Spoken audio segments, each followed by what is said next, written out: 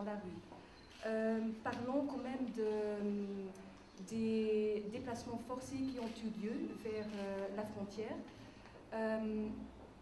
Avant septembre 2013, il y a eu quand même, depuis 2012 d'ailleurs, une augmentation qui était constatée au niveau de contrôle d'identité et déplacements forcés vers la frontière. Avec cette nouvelle politique qui a été annoncée en septembre 2013, on a quand même constaté que ces déplacements vers la frontière avec les pays voisins ont diminué.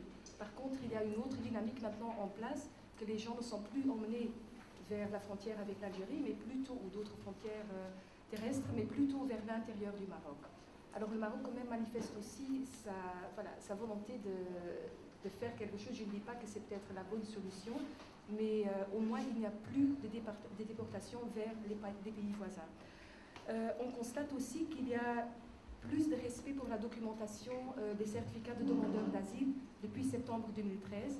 On intervient encore régulièrement quand on est appelé par les forces de l'ordre pour confirmer l'authenticité de la documentation, mais quand même on constate que cette demande a beaucoup diminué depuis septembre 2013. Parlons des chiffres de demandeurs d'asile.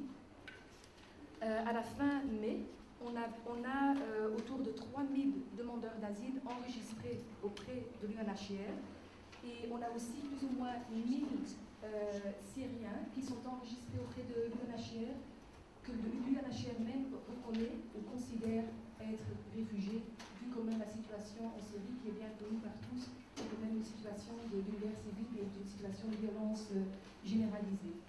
Alors ça, c'est plus ou moins les statistiques, et en plus de ça, il y a plus que 500 réfugiés qui ont été régularisés ensemble avec les autorités marocaines.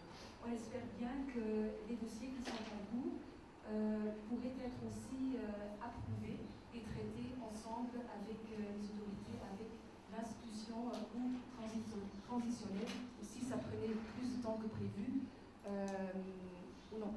Avec l'institution qui sera en place bientôt, avec la nouvelle loi, ou si ça prendra trop de temps, éventuellement avec l'institution ou des procédures transitoires en place, pour que les nouvelles reconnaissances puissent aussi être confirmées par le gouvernement marocain ou être traitées ensemble avec le gouvernement marocain pour que quand même il y ait aussi une reconnaissance par les autorités et pas que sous le mandat de l'UNHCR. J'espère que ça répond plus ou moins aux questions.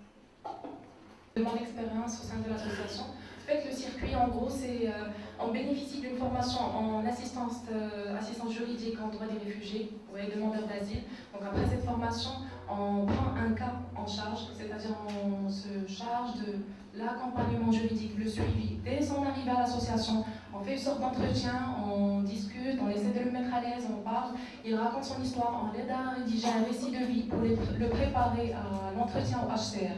Donc à ce moment-là, il se présente au HCR, il s'enregistre. Ensuite, on fait ce qu'on appelle l'argumentaire juridique. Donc l'argumentaire juridique, c'est une deuxième étape. Ça lui permet de passer un entretien au HCR pour prouver sa situation, pour expliquer son histoire. Et donc voilà, en gros, notre travail, c'est accompagner le demandeur d'asile dès son arrivée à l'association jusqu'à ce qu'il obtienne le certificat de réfugié. Donc voilà, je pense que c'est ça. On va prendre une dernière question et vous inviter après à une pause café qui est, je pense, prête à l'extérieur. Je vous remercie beaucoup pour votre initiative et pour le travail que vous avez fait depuis votre mise en place. De sensibilisation à la question de l'asile, de formation de professionnels pour accompagner les demandeurs d'asile. Je voulais revenir un peu sur l'objet même de la conférence de presse, les recommandations que vous avez distribuées. Voilà, le travail que vous avez fait là-dessus aussi, c'est un travail qui est difficile, surtout quand dans le vide, quand on n'a pas les orientations, qu'on n'a pas les avant-projets qui sont concoctés, on l'a dit, dans le secret des administrations, mais pas du tout partagés avec la société civile, comme ça a été soulevé. C'est très difficile dans ce cas de faire des recommandations, de réagir, puisqu'on ne sait pas sur quoi. Et c'est tellement difficile que parfois ça peut être un peu dangereux. Les meilleures intentions peuvent parfois recéler des pièges. Je prendrai juste l'exemple de la recommandation numéro 2. Il y a un vrai problème, c'est justement l'accès à la procédure d'asile et la difficulté liée à l'éloignement géographique de Rabat. Mais il ne faudrait pas, en voulant remédier à ce problème d'accès, créer des obstacles encore plus difficiles à cet accès. Quand je vois la proposition de confier l'enregistrement de demande d'asile dans chaque province au niveau des préfectures de wilaya, là, je me dis, est-ce qu'on n'ouvre pas la voie à un danger encore plus grand, tel qu'on l'a vu se développer, par exemple, dans les pays européens. Je me rappelle encore, même si je suis peut-être un peu vieux aussi, comme d'autres l'ont dit, il n'est pas pour en France, par exemple, les demandeurs d'asile s'enregistrent directement auprès de l'OFPRA, qui est l'organisme en France pour le traitement des demandes d'asile. Et il n'y avait aucun problème. Le jour où on a dit « Ah non, ils doivent d'abord passer par la préfecture », ça a été le début de la construction d'un parcours d'obstacles dont l'objectif est d'empêcher les demandeurs d'accéder à la procédure de détermination elle-même. Alors, tous les obstacles, bien sûr, matériels, bureaucratiques, les délais, les problèmes de domiciliation qu'on exige pour pouvoir donner les papiers, les délais, les rendez-vous à des mois, etc. Les problèmes juridiques, on a commencé à dire, dès lors que la préfecture enregistre, on va pouvoir commencer à payer selon les situations, etc.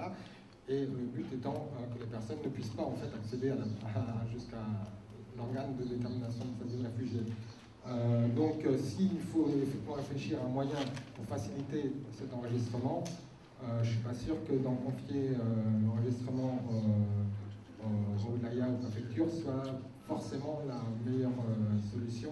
Peut-être qu'il faudrait des antennes de l'organe chargé de la détermination, des antennes décentralisées simplement pour l'enregistrement des demandes, et ensuite, bien sûr, que l'instruction reste centralisée. Et dans le même ordre d'idée, la recommandation concernant l'accès à la frontière, où c'est pareil, je vois qu'à force d'avoir subi de tels reculs par rapport aux principes, on est venu à les intégrer nous-mêmes, du principe de l'accès au territoire pour les demandeurs d'asile, puisque il y a un principe de refoulement et qui semble être considéré comme des réfugiés jusqu'à ce qu'ils aient statué sur la demande. On a accepté on a intégré en quelque sorte les reculs qui ont été imposés dans les pays européens, où d'abord de manière complètement illégale, les États ont commencé à violer ce principe et à bloquer les demandeurs d'asile à la frontière. Et le jour où on les a mis en contradiction, ils ont légalisé cette pratique en inventant l'examen de la demande manifestement infondée à la frontière, etc. Et on voit le résultat là aussi. En France, par exemple, je pense que je ne suis pas le seul à bien connaître la situation sur cet exemple. Le taux d'admission au titre de l'asile à la frontière, où normalement ne sont censés être refusés que si la demande est manifestement infondée, le taux d'admission à la frontière est plus faible que le taux de reconnaissance de la qualité de réfugié sur le territoire, après une réelle instruction. Parce que, là encore, sous prétexte d'écarter les demandes manifestement infondées, on fait un premier tri, dans des conditions où il est impossible pour les personnes de défendre leurs demandes, puisque voilà, elles débarquent, elles n'ont aucune préparation, elles n'ont pas pu rassembler déjà leurs esprits, elles n'ont encore moins de documentation ou autre, aucun soutien, aucune explication, et c'est le massacre. Donc là aussi, pourquoi demander déjà un tri à la frontière et prévoir une possibilité de détention à la frontière, on parlait de maintien, là aussi on euphémise les termes, on reprend les termes bureaucratiques. Voilà, depuis que, comme pour le tri des demandeurs d'asile à la frontière, l'enfermement des demandeurs d'asile à la frontière, ça a été une pratique illégale. Lorsqu'elle a été dénoncée et combattue juridiquement devant les tribunaux, du coup, les États européens l'ont légalisé, et maintenant on accepte ça comme si c'était naturel. Pourquoi une personne doit être détenue du seul fait qu'elle demande l'asile? Ça me semble poser question. Normalement, une personne qui se présente à la frontière, elle doit avoir accès au territoire pour faire examiner sa demande d'asile par l'organisme compétent. Voilà, donc je salue l'effort d'avoir produit ces recommandations. En même temps, je mettais juste quelques craintes sur les risques potentiels des propositions qui sont faites et qui mériteraient peut-être le coup d'être un peu retravaillées. Je vous remercie. On va essayer de trouver une procédure simple. C'est-à-dire que le rôle des wilayas, c'est uniquement l'enregistrement, mais aussi délivrer des autorisations provisoires pour permettre aux demandeurs d'asile de circuler librement. Et au niveau de l'instruction des demandes, nous avons proposé qu'il y ait uniquement une seule instance à Rabat pour qu'il y ait une uniformisation de décision, pour qu'il n'y ait pas de divergence entre une décision de la wilaya, par exemple, de Casablanca et une décision de la wilaya de Rabat. D'où l'idée qu'il y ait une instruction à Rabat et une décentralisation pour les enregistrements. Je pense que si vous êtes d'accord, il y a une pause café qui est préparée pour vous à l'extérieur. Peut-être que vous voulez reprendre la parole pour conclure.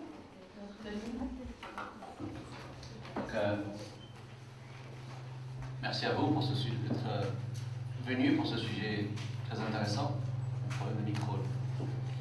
Et tout, elle aura lieu, d'autant plus que si la situation continue à stagner comme ça, il y aura beaucoup de parties qui ne seront pas contentes et plus on est de fous, plus on rit. Il faut se mobiliser, s'entraider. Moi j'ai beaucoup apprécié la remarque du monsieur de l'OMDH qui proposait d'unir d'accorder nos violons et d'unir nos forces. Et donc je vous remercie tous et chacun peut réfléchir de son côté à comment travailler avec quelqu'un d'autre sur le sujet. Et merci.